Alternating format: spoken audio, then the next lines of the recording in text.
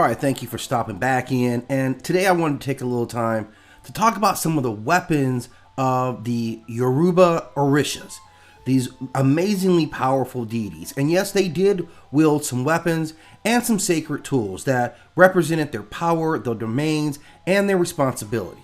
Let's take a look at some of the major Orishas and their iconic weapons. First of all, there's Shango. And of course, Shango is known for wielding this double-headed axe. And this weapon represents justice, thunder, lightning, and of course war. This double axe channels his ability to bring down lightning and strike with decisive power. It is a symbol of balance, cutting both ways, justice for the righteous and punishment for the wicked. Then of course, the beautiful Yemoja wields a couple of implements, a fan, a pair of silver swords, and some water-based tools.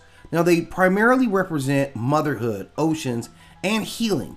And while she's not a warrior in the traditional sense, she can stir the seas into deadly storms and use flowing, protective magic to shield her children and drown her enemies. Now, of course, we expect Ogun to be the master of weapons, as he is, and he's personally known for wielding a machete, iron tools, and the blacksmith's hammer. Now, of course, he represents war, iron, technology, and labor.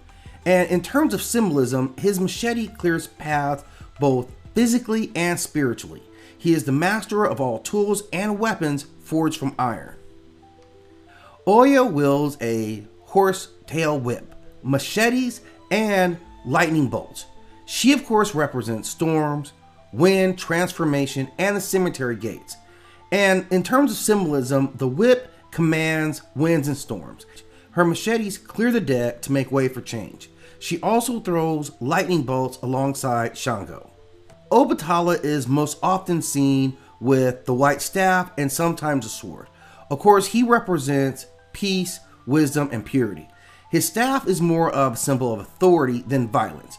But when balance must be restored, this staff becomes a tool of divine judgment.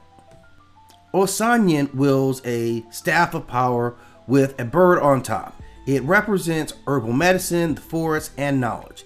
And this staff is known to channel nature's magic, allowing him to heal or poison with plants. Olokun, of course, predictably wields a trident and chains.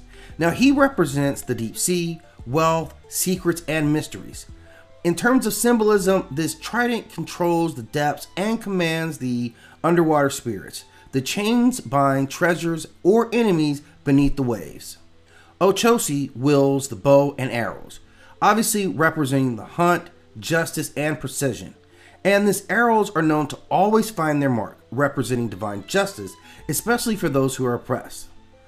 Now, these weapons function as both physical and spiritual tools.